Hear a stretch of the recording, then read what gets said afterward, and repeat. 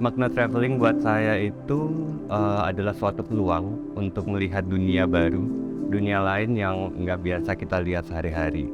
Jadi, berpengaruh banget apalagi untuk, seorang yang harus terus mencari inspirasi, mencari penyegaran di dalam beride dan berkarya. Yang akhirnya membuat saya berkunjung ke suatu tempat biasanya, karena memang di tempat itu sedang ada sebuah misalkan pameran atau mungkin hal yang memang menarik buat saya secara personal atau secara profesional.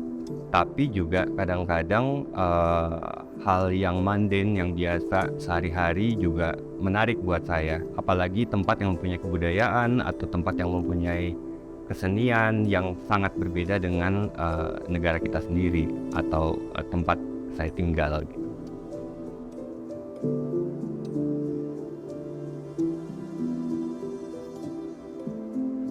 Misalnya, ketika saya yang ingat banget pada saat itu kita pergi ke Malaga karena kita ingin melihat sebuah pameran di sana, pameran dari seorang seniman yang memang kita senangi. Kemudian dari jadwal itu akhirnya kita menyusun beberapa destinasi-destinasi di seputar, pameran tersebut. Jadi akhirnya kita mengunjungi, tempat makan yang memang khas dari Spain, kemudian kita juga akhirnya melihat beberapa, eee, landmark yang agak tidak biasa. Akhirnya kita mengunjungi shelter tempat penampungan anjing di sana. Dari kunjungan kita ke shelter, anjing di sana itu akhirnya kita tahu kalau cerita, eee, anjing berburu di Spain, di Spanyol itu amat sangat, menyedihkan dan, membuat, saya juga ikut menjadi peduli dengan, isu tersebut. Karena setiap tahun puluhan ribu anjing berburu di sana akhirnya dibuang atau dibunuh begitu saja karena mereka sudah tidak dibutuhkan lagi. Shelter-shelter ini akhirnya menampung semua anjing-anjing tersebut yang, mereka sebut, galgo dan podenco. Sangat sedih sekali kondisinya menurut saya. Dan salah satu anjing kami akhirnya kita, adopsi dari sana juga.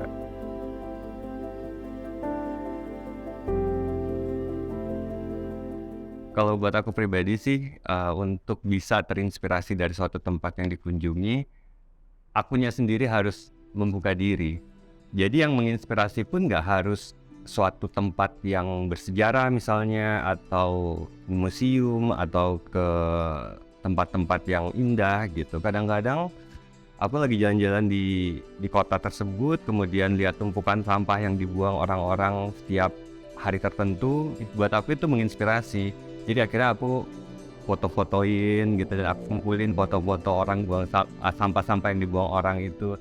Yang menarik sekali waktu itu ketika di Hong Kong, aku melihat seorang perempuan yang, menurut aku mungkin homeless, nggak tahu itu tinggal, nggak tahu dia benar-benar cuma nongkrong aja, tapi dia tiduran di tengah pusat kota yang benar-benar ramai dengan barang-barangnya di sekeliling dia.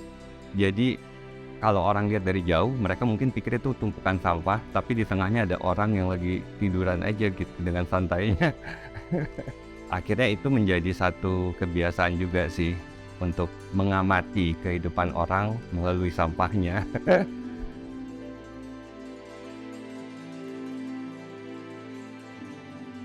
Salah satu cara untuk mendokumentasikan yang aku rasakan ketika traveling, mengambil foto, mengambil gambar ya.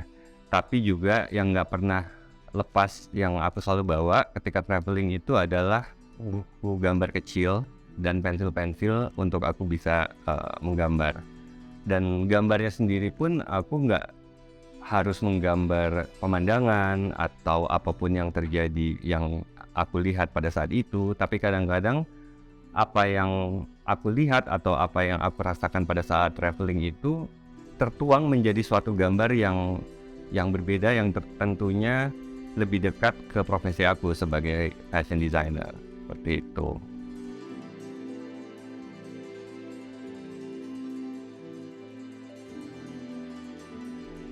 Kebetulan ini ada beberapa sketching book aku yang isinya gambar-gambar yang aku buat ketika perjalanan akhir-akhir ini. Sebenarnya kebanyakan gambar-gambar wanita. Jadi karena memang yang menginspirasi aku paling besar itu adalah sosok wanita. Dan itu bisa kita temui dimanapun juga kan gitu. Jadi itu yang lebih sering menjadi objek gambar aku. Tapi tentunya dipengaruhi dengan apapun yang aku rasakan atau yang aku experience ketika aku traveling. Salah satu gambar yang terinspirasi ketika aku traveling adalah gambar telinga dan anting sebagai perhiasan telinga ini. Ini aku gambar ketika setelah kita mengunjungi pameran Francis Bacon di Paris. Gak tahu kenapa, mungkin apa yang aku rasakan ketika melihat karya-karya di pameran tersebut terjemahkan menjadi gambar seperti ini. Seringkali juga gambar yang aku buat adalah sketsa baju, dan sketsa baju ini jadi bibit untuk koleksi berikutnya. Seringnya seperti itu. Jadi kadang-kadang ketika traveling aku terinspirasi akan sesuatu dan itu jadi titik tolak untuk inspirasi membuat koleksi berikutnya. Suatu kali kita harus ke satu daerah di Sulawesi Selatan, itu kalau nggak salah beberapa jam dari kota Makassar, naik ke atas gunung, namanya Lagosi. Jadi kenapa ke sana? Karena di sana itu adalah tempat memproduksi kain tenun khas Bugis Makassar. Jadi kain tenun ini benar-benar spesial, ditenun tangan dan hanya dipakai untuk upacara atau acara-acara adat tertentu. Tapi waktu itu aku berniat untuk mengadopsi itu ke koleksi Toton. Di sana nggak ada pengrajin yang benar-benar di satu tempat. Jadi pengrajinnya ini adalah sebenarnya ibu-ibu rumah tangga yang menenun di waktu luang mereka. Jadi ketika aku datang ke sana, ada satu ibu di bawah rumah panggung yang lagi istirahat menenun. Terus aku nanya, "Bu, ini satu kain bisa selesai berapa lama?" Kata ibunya, "Ya sekitar 3 bulan." Wah gimana nih aku produksinya. Tapi ya itu maksudnya ada suatu dilema ketika kita membicarakan kerajinan Indonesia. Karena kerajinan Indonesia itu sifatnya kan lebih artisanal, lebih bukan industri. Sementara bila kita ingin mengangkat, bila kita ingin membuat itu untuk lebih dikenal, butuh sebuah platform yang dasarnya industri, walaupun itu industri kecil. Karena butuh kapasitas produksi tertentu untuk bisa memenuhi kebutuhan pasar dan lain sebagainya. Dan itu juga sayangnya kalau akhirnya itu menjadi suatu industri, kemungkinan nilai budayanya sendiri akan bergeser ataupun ya nilai budaya akan hilang sama sekali, bisa jadi.